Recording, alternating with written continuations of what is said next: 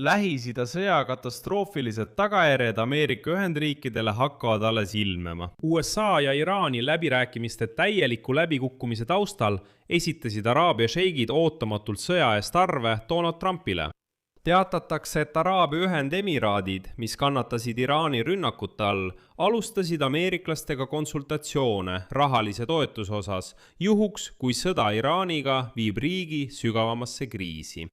Emiraadid nõudsid Trumpilt erakorralist tagastamatut abi ning kui Trump keeldub, on Emiraadid valmis üle minema Hiina juaanidele.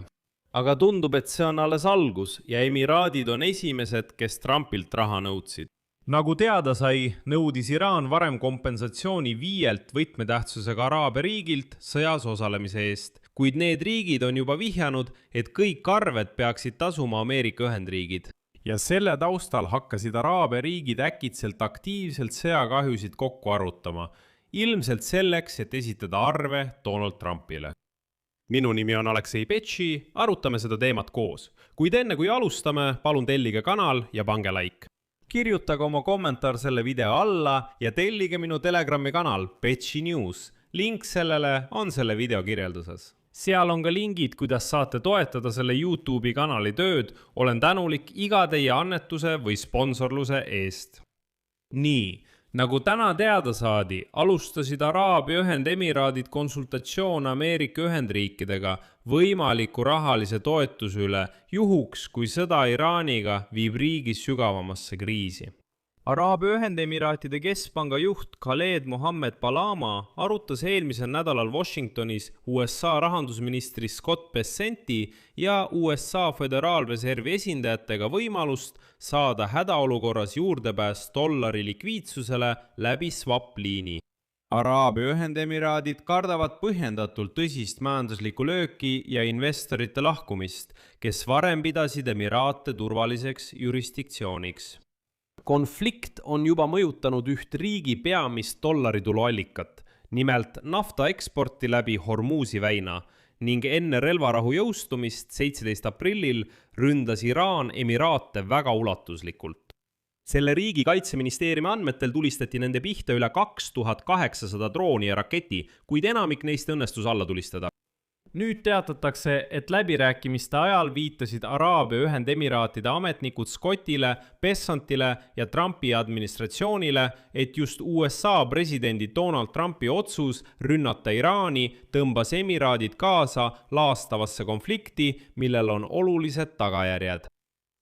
Lisaks väidavad emiraatide ametnikud, et riigi esindajad on üldiselt hoiatanud, et emiraadid võivad üle minna juaanile, kui neil hakkab dollaritest tehingute tegemiseks puudu jääma. Lubaga ma sõnastan selle ümber. See tähendab, et emiraadid hoiatasid USA'd, et kui nad ei anna neile dollareid, lähevad nad üle Hiina juaanidele. Ja milles seisneb siin lõks Donald Trumpi jaoks? Kui USA annab emiraatidele raha, saab sellest pretsedent ja siis nõuavad kõik piirkonna riigid täpselt sama. Nagu teada, on piirkonna riigid juba hakanud aktiivselt turult raha laenama, et suurendada oma likviidsusvarusid kriisi taustal, mida rahvusvaheline energiaagentuur nimetas ajaloo kõige raskemaks naftatarnete šokiks. Abu Dhabi, ehk siis Araabia Ühendemiraatide 7 emiraadist kõige rikkam, kaasas kuu alguses kiiresti umbes $4 miljardit. Bahrein avas samuti kuu alguses koos emiraatidega umbes $5 miljardi suuruse swap-liini, et suurendada finantsstabiilsust. Ja siin on väga oluline hetk.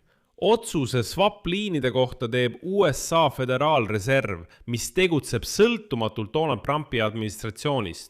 Ja Wall Street Journal kirjutab, et tõenäoliselt sellist swap-liini emiraatidele ei kiideta heaks, mis tekitab Trumpile veelgi suuremaid probleeme, sest siis tulevad šeigid isiklikult Trumpi juurde ja ütlevad, kuule sõber, anna vist ikka raha, muidu on sul suured probleemid. Tavaliselt kasutatakse seda instrumenti ainult siis, kui rahastamisturgudel on terav kriis, mis võib ohustada USA majandust. Föderaalreservil on püsivad swap-liinid Suurbritannia, Kanada, Jaapani, Šveitsi ja Euroopa Liidu keskpankadega. Aga ma märgin ka seda, et tugeva stressiperioodidel avati sellised liinid veel 9 keskpangale, sealhulgas Mehhiko, Lõuna-Korea ja Brasiilia keskpankadele. USA rahandusministeeriumil on samuti oma alternatiivsed toetusmehhanismid ilma Föderaalreservi osaluseta. ja eelmisel aastal kiitis USA rahandusministeerium Argentiina jaoks heaks $20 miljardi suuruse swap-liini valuuta stabiliseerimise fondi kaudu. Ja tegelikult aitas see swap-liin Javier Mileil valimistel võita, täpsemalt tema parteil, sest see lisas likviidsust. Araabia Ühendemiraatide dirhem on jäigalt dollariga seotud ja seda toetavad $270 miljardi suurused valuutareservid. Siiski suurendas sõda survet dirhemile kapitali väljavoolu, riskide, aktsiaturu volatiilsuse ja muude šokkide tõttu. Siin ütlesid Lähis-Ida piirkonna rahandusministrid ja keskpankade juhid, et nad ei oota piirkonna kiiret taastumist. Saudi Araabia rahandusminister Mohammed Al-Jadaan ütles, et nafta ekspordi põhilogistika taastamine pärast kaost võib võtta aega vähemalt juuni lõpuni. Ja edasi, ta ütleb, tsiteerin, need, kes loodavad kiirele taastumisele, peavad oma ootused ümber hindama, isegi kui sõjategevus täielikult lõpeb. Kuid nagu selgus, on Araabia Ühendemiraatide pöördumine Trumpi poole raha saamiseks vaid jäämäe tipp. Pärsia lahe riigid alles hakkavad sõjakahjusid kokku lugema. Numbrid on juba hirmuäratavad. Hormuzi väina sulgemine on juba toonud riikidele nafta müümata jätmisest üle $50 miljardi kahju, vaid 50 sõjapäeva jooksul. Kuveidi, Iraagi, Saudi Araabia ja Araabia Ühendemiraatide ühine naftatoodang langes märtsi keskpaigaks 10 miljoni barreli võrra päevas. Lennukikütuse tarned Pärsia lahe riikides kukkusid veebruari peaaegu 20 miljonilt barrelilt 4 miljonile. Lihtsalt kujutage ette, kui suured need mahud on. Katari ettevõte Qatar Energy teatas vääramatu jõu olukorrast kõigi ekspordilepingute puhul. Rünnak Katari gaasiobjektile viis rivist välja umbes 17% riigi veeldatud maagaasi ekspordivõimsusest. Oxford Economicsi analüütikud alandasid Pärsia lahe Araabia riikide koostöönõukogu riikide SKP kasvu prognoosi peaaegu 2% punkti võrra. Aga Saudi Araabias ja Araabia Ühendemiraatides prognoositakse SKP langust vastavalt 3,5% võrra.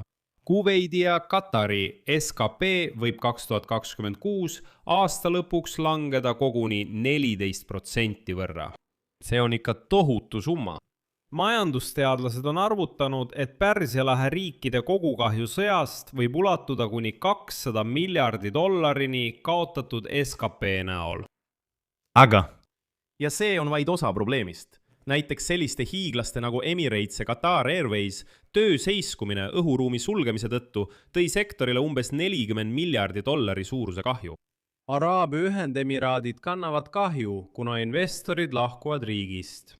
Samal ajal hindab Teheran oma infrastruktuurile tekitatud kogukahju $270 miljardile. Ja see tähelepanu on umbes 57% Iraani SKT-st.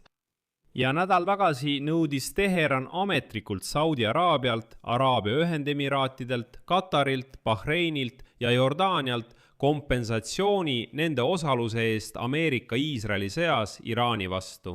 Vastava avalduse tegi Islamivabariigi alaline esindaja ÜRO juures Amir Said Iravani.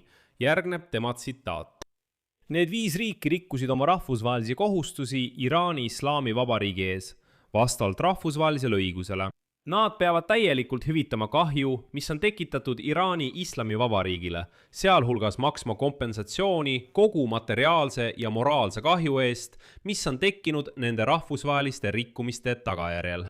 Ja nüüd on Araabia Ühendemiraatide pöördumine Trumpi poole kompensatsiooni saamiseks ilmselt vaid esimene samm, sest pärast sõda, nagu näeme, tekib veelgi rohkem probleeme. Siia panen 3 punkti. Teie arvamus, teie järeldused.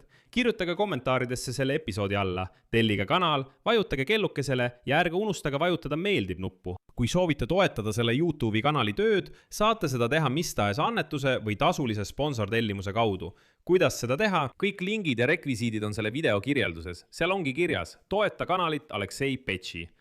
Valige endale sobivaim viis. Olen tänulik igasuguse toetuse eest. Sellega on kõik, hoolitsege enda eest. Kõike head kõigile.